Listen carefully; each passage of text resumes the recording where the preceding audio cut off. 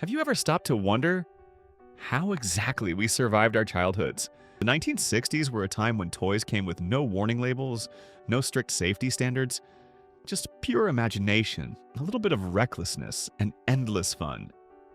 We grew up with playthings that were both magical and, frankly, dangerous. Stuff that would be instantly banned today. Yet, these very toys shaped a generation. Today, let's turn back the clock and revisit the 25 most iconic toys of the 60s. Hot Wheels, Mattel, 1968. Hot Wheels were introduced by Mattel co-founder Elliot Handler on May 18, 1968, driven by the simple idea of speed model cars. Handler got the idea after watching his son play with Matchbox cars, a brand focused on realistic models, and wanted a line with more style and impressive speed. To achieve this, Mattel hired talent from outside the toy industry, including car designer Harry Bentley Bradley, from General Motors and rocket system engineer Jack Ryan. The goal was to create a miniature car that could accelerate and glide as smoothly as a real hot rod. Hot Wheels emphasized hot rod culture with exaggerated features like wide tires and fiery paint, setting them apart from the realism of Matchbox. The first lineup, known as the original Sweet 16, featured 16 custom-designed cars, notably the deep blue custom Camaro and other American muscle cars like the Corvette, Firebird, and Mustang. These cars were specifically designed to run smoothly and quickly on Mattel's signature orange plastic tracks. Thanks to a low-friction wheel design using Delrin axles and torsion bar suspension, they could glide at incredible speeds, living up to the name Hot Wheels. Hot Wheels was an instant success, selling over 16 million units in the first year and causing a huge stir in the die-cast toy car industry. One of the earliest models, the Twin Mill, was so popular, it was later built into a fully functioning, full-size car in 2001. Barbie, Mattel, 1959. Barbie is a crucial cultural artifact reflecting changing views on femininity in post-war American society. Created by Mattel co-founder Ruth Handler and named after her daughter, Barbie debuted in 1959 and quickly gained popularity in the 60s. Barbie's major departure from traditional dolls was her adult figure, representing glamour and aspiration. She allowed young girls to imagine a future with many career options. Moving beyond the simple mothering roles promoted by traditional baby dolls, Barbie was inspired by the German adult doll Bild Lilly. Initially, Barbie was marketed as a teen fashion model, with luxurious wardrobes and accessories designed by Charlotte Johnson, who was inspired by high-end European brands. Barbie's success wasn't just in the doll itself, but in the business strategy that encouraged accessory purchases and collecting. Elliot Handler admitted the strategy aimed to get customers to buy the doll and then continually purchase accompanying clothes and accessories. The message that women had choices was reinforced by Barbie being able to become a pilot, doctor, or even president simply by changing outfit. However, Barbie also sparked controversy. Her focus on looks and accessories, like the perpetually 100-pound scale, included with the Slumber Party Barbie set in 1965, ignited lasting debates about body image and materialism. Still, for many women, Barbie was an early feminist symbol, a pioneer showing the way out of the kitchen. G.I. Joe, Hasbro, 1964. Barbie's dominance in the doll market in the early 60s created a gap for a male equivalent. Stanley Weston came up with the idea for military figures and brought it to Don Levine, creative director at Hasbro. To avoid the word dosh, which was seen as feminine, Levine coined the groundbreaking term action figure to market the product, a phrase that changed the toy industry forever. G.I. Joe, short for Government-Issued Joe, launched in 1964 and immediately became a massive hit, selling over 16 million units by the end of the year. To keep the revolutionary idea secret before launch, Hasbro used the codename Robot. The original G.I. Joe figures were 12 inches tall and represented the four main branches of the U.S. military: Army, Navy, Air Force, and Marine Corps. With 21 flexible joints, a realistic design, and innovative features like hair and hands that could grasp objects by the late 60s, G.I. Joe strongly appealed to boys. Joe's success was further cemented by the Cold War context. However, as the U.S. escalated the Vietnam War, the popularity of war-related toys sharply declined. In 1966, protesters held signs asking, "Toy Fair" or "Warfare" in New York. This forced Hasbro to rebrand G.I. Joe as an adventurer in 1970. After a brief failure with the 8-inch Super Joe version in the late 70s, Joe made a spectacular return in 1982, benefiting from the rise of 3.75-inch action figures like those in Star Wars, solidifying its status as an action toy icon. Operation Milton Bradley, 1964. Operation is a game of physical skill that demands dexterity and hand-eye coordination. Invented by John Spinelli in 1964, who sold the rights to Marvin Glass for just $500, the game was initially manufactured by Milton Bradley, now owned by Hasbro. The objective is to remove humorously labeled body parts, like wrenched ankle or Charlie Horse, from the ailing figure Sam, without letting the surgical tweezers touch the metal edges. If the player makes a mistake, an electric circuit is activated, Sam's nose lights up, and a frightening buzzing with pain sound indicates failure. Operation was an excellent test of fine motor skills and composure. It provided an entertaining educational toy experience coupled with intense suspense. You must remember the feeling of your heart pounding as the metal tweezers trembled close to the edge of the hole, and that dreaded buzzing sound of failure. Although the game seems simple, it taught children about focus and the need for muscle control, especially when trying to remove tiny pieces like the Adam's apple or bread basket. Lite-Brite, Hasbro, 1967. Lite-Brite, introduced by Hasbro in 1967, was a toy that allowed children to color with light. Invented by Bert Meyer, Dahlia Verbicas, and Joseph Burg, Lite-Brite consisted of a light box and many small, colorful plastic pegs. Children would insert these colored pegs into a front board, often overlaid with a pre-printed black paper template or their own design. Light from the internal bulb would shine through the colored pegs, creating a brilliant, sparkling, illuminated image. This toy was praised for its creative and educational value, encouraging artistic expression and developing fine motor skills. It usually came with 16 pre-printed picture sheets for children to follow.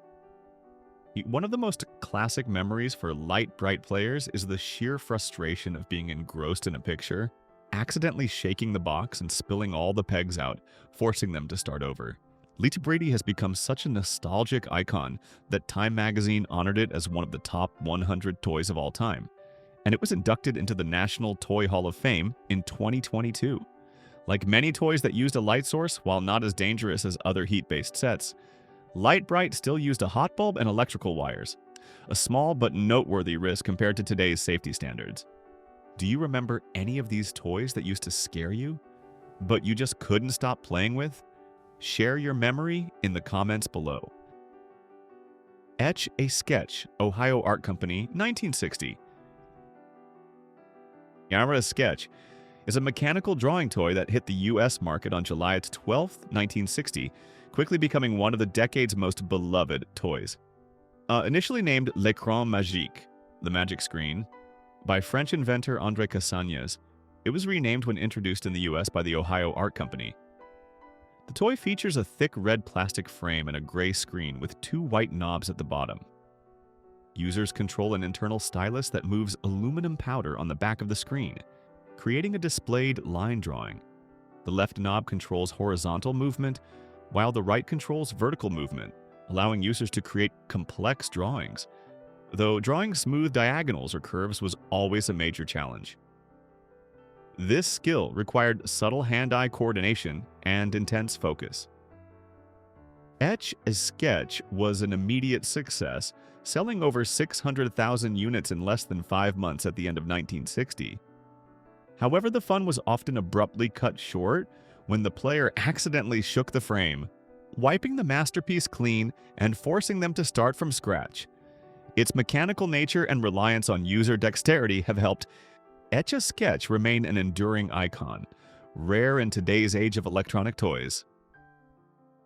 Twister, Milton Bradley, 1966.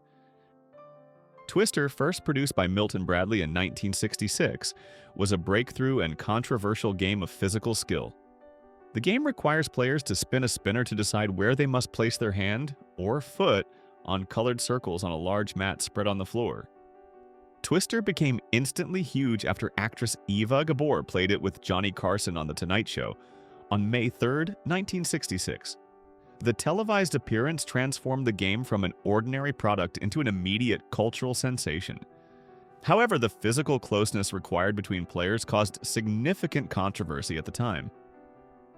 Some competitors and critics attacked Twister, accusing Milton Bradley of selling sex in a box because players had to put their bodies into awkward and close positions.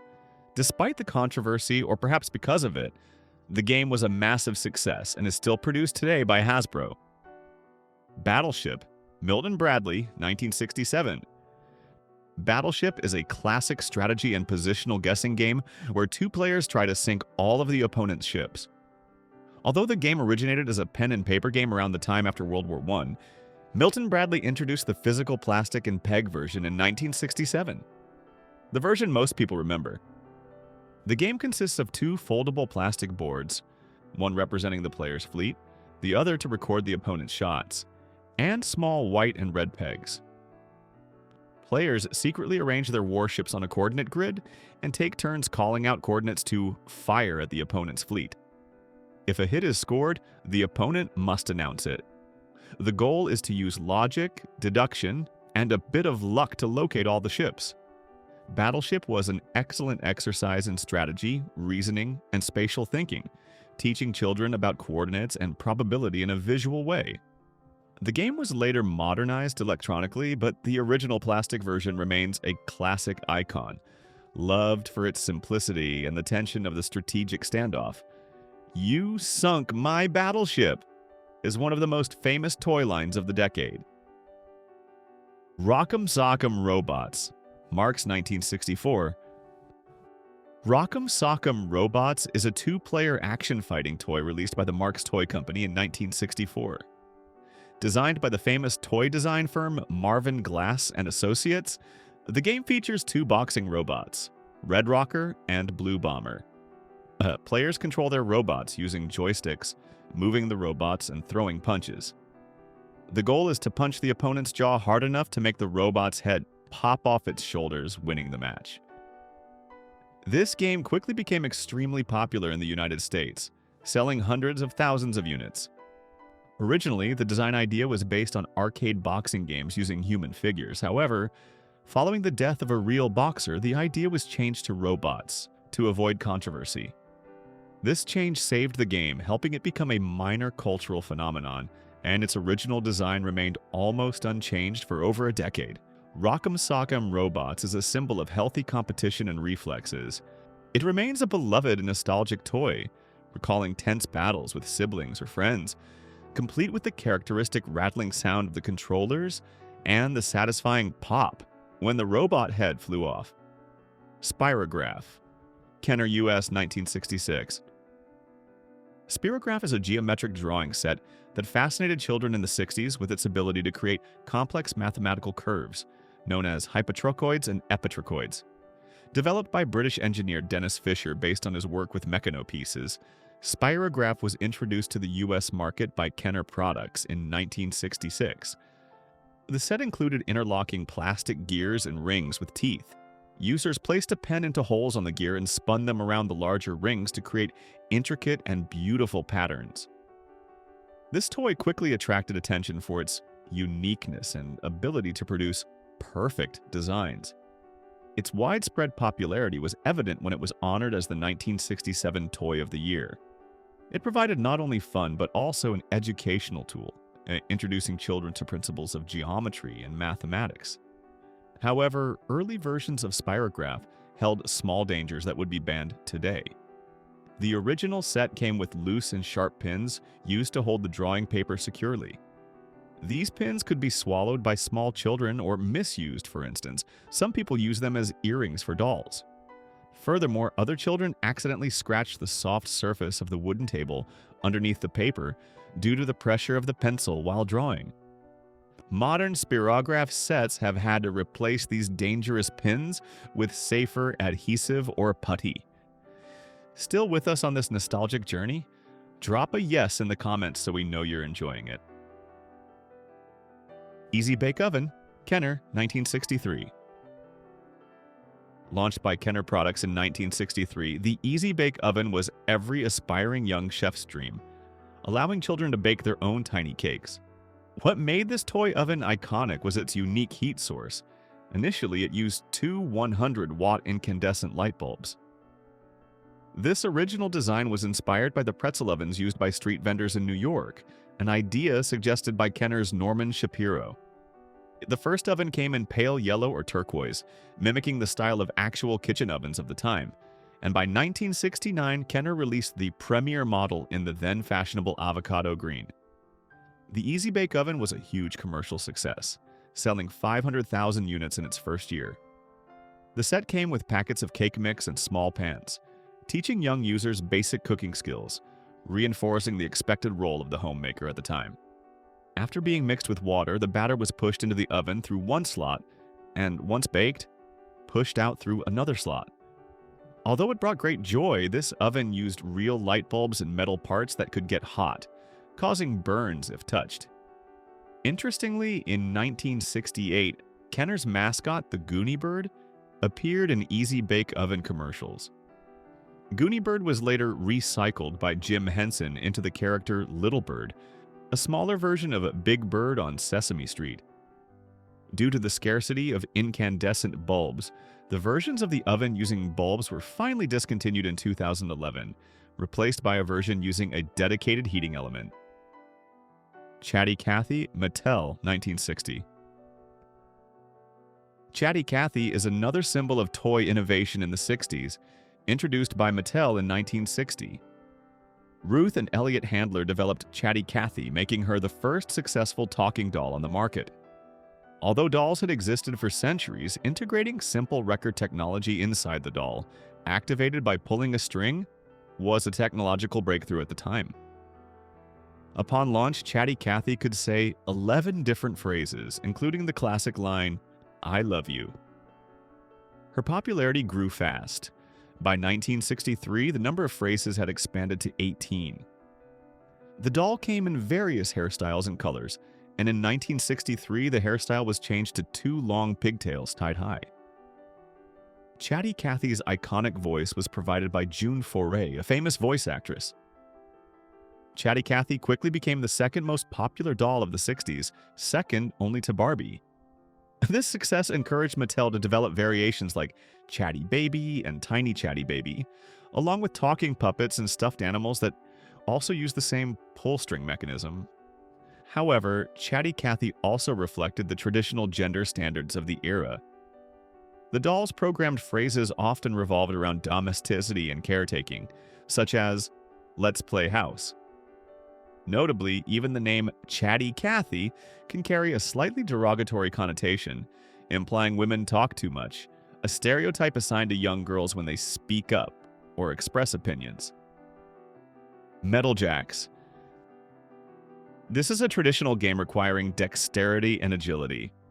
The game involves a player throwing a small ball and picking up the metal jacks in a complex sequence as the ball bounces.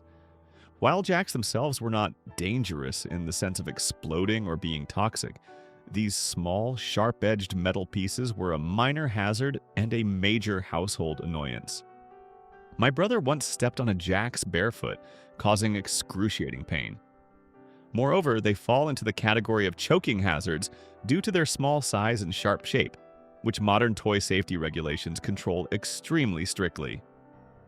Metal jacks, along with old construction sets with sharp edges like the Erector set, with razor-like metal pieces, are testaments to the differences in toy material standards. Children of the 60s frequently played with toys made of heavy, sharp metal, a rarity in today's age of soft plastic toys. Super Ball, Wham-O 1965. Super Ball, or Super Mini Ball, produced and launched by Wham-O in 1965, became one of the company's most famous toys. Unlike ordinary rubber balls, the Super Ball was made from a special synthetic rubber with an astonishingly high bounce. Marketers claimed the ball could bounce 6 times higher than a regular ball, making it an immediate craze. The Super Ball's powerful and unpredictable bounce provided intense excitement, but also created an accident risk. You must remember these balls often bounced off walls, furniture, and sometimes faces, leading to sudden collisions and bruises. The unpredictable chaos of the ball made it thrilling, challenging children to see how high they could throw or catch it. Despite the minor risks, the Super Ball was a childhood essential. Its popularity cemented Wham-O's position as a leading manufacturer of action-packed, high-energy toys. Slip and Slide, Wham-O. Slip and Slide is a classic Wham-O summer product, consisting of a long sheet of plastic laid out on the lawn and sprayed with water from a hose to create a cool, watery slide. The idea was to create high-speed fun and a summer sledding feeling right in the backyard. A perfect entertainment solution for hot days. This toy provided a feeling of extreme exhilaration as children took a running start and slid down it at maximum speed. However, Slip and Slide was also famously known as the source of many bruises, scrapes, and major injuries. If players landed incorrectly, dove headfirst, or slid onto a rough patch of grass, they were sure to feel the pain. You must remember parents quickly tossing this toy out after news reports of a child being seriously injured, even suffering a broken neck from sliding incorrectly. While those safety concerns were real, for children of the 60s, the sensation of backyard speed was worth every scratch and bump. It represented unlimited fun and free-range, adventurous outdoor play. Looking back at these toys, do you feel like childhood back then was riskier, but also more memorable? Clackers, Clacks. Clackers, also known as Clacks, are 2 hard plastic balls attached to the ends of a string. Players would swing their arms up and down to make them collide, creating a loud, rhythmic clack-clack sound. Initially, some versions of Clackers were made of glass and later of hard acrylic. The safety issue arose when these balls shattered or flew off the string due to hard collision, becoming dangerous projectiles that could cause serious eye injuries or severely bruise knuckles. Many adults who grew up during that time recall having large bruises on their eyes or elbows. Some even remember the glass balls shattering into thousands of pieces. Fanner 50 cap guns. Fanner 50 cap guns were a line of cowboy cap guns that allowed children to load small paper caps into them. These guns often had very realistic designs, making children feel like real cowboys. When the trigger was pulled, the cap would create a loud pop, providing a thrilling and authentic feel during imaginary backyard cowboy battles. While exciting and popular, this toy was not entirely harmless. The loud sound could be irritating, and if not careful, these paper caps could cause minor burns due to the heat generated from the small amount of gunpowder. Many kids also remember skipping the gun and using a hammer or a rock to smash an entire roll of caps onto the ground to create a bigger explosion. Although toy guns have existed for decades, the Fanner 50 and similar cap guns from the 60s were considered too realistic and too loud. Today, strict regulations regarding the realism and sound level of toy guns have caused this type of toy to almost disappear. Metal-tipped archery sets. In the 60s, children were allowed to play with toy archery sets that came with arrows featuring real metal tips. The feeling of playing Robin Hood, Native American, or practicing archery skills was incredibly exciting and adventurous. However, these arrows were fully capable of causing serious injury if shot in the wrong direction, especially toward bystanders. This is completely contrary to modern archery sets, which only use rubber suction cup tips or foam for safety. Even sets with suction cup tips became dangerous when children removed the tips or replaced them with pins. Metal. Tipped archery sets are one of many examples of children at the time being equipped with nearly real toy weapons. Although children quickly learned caution to avoid hurting others, the existence of such toys in an environment without constant supervision is something modern parents would never accept. Creepy Crawlers / Thingmaker, Mattel, 1964. Creepy crawlers introduced by Mattel in 1964 were part of a larger toy line called Thingmaker. This set allowed children to create their own rubber bugs and creatures, offering endless creative fun. The kit included insect-shaped metal molds and a liquid called plasti goop. Children would pour this liquid into the metal mold, then heat the mold on a small electric hot plate oven. This metal surface could heat up to over 300 degrees Fahrenheit, about 150 degrees Celsius, causing severe burns if touched. Besides the burn risk, there was the issue of toxic fumes. The process of heating the plastic goop, which likely contained harmful chemicals, released strong chemical smoke, described as terrible smelling. Many adults today recall inhaling this odor while trying to make their creations cook faster. And although it brought the excitement of making your own toys, Creepy Crawlers was eventually discontinued in the early 70s due to safety concerns. Even related sets like the Strange Change Machine and Vac-U-Form also used similar heat mechanisms, providing children with a feeling of technological mastery, but accompanied by risks of burns and toxic fumes. Super elastic bubble plastic. Super elastic bubble plastic was a horrible-smelling plastic liquid used to blow durable, colorful bubbles. The liquid contained polyvinyl acetate dissolved in acetone, along with plasticizers like ethyl acetate. Children would squeeze this liquid onto the end of a small straw and inflate it, creating a tough bubble that wasn't easy to pop.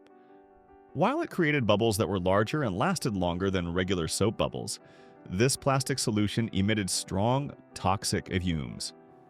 Acetone is a powerful solvent, and inhaling too much chemical smoke could cause dizziness, headaches, or make you feel lightheaded. This toy was banned due to concerns about toxins and the potential for misuse. It is a prime example of 60s toys containing chemicals that would be considered extremely dangerous for direct contact today. Wood-burning kits. Wood-burning kits were creative sets that allowed children to carve or draw on wood using a handheld tool with a hot metal tip. The kit came with pre-stamped wooden plaques for children to trace along the lines with the hot tip. While the purpose was to encourage art, this toy posed risks of causing burns and generating smoke from burning wood and plastic.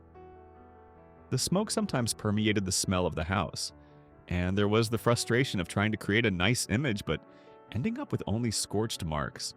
A child accidentally dropping the hot wax, touching the metal tip, or scorching furniture were constant risks.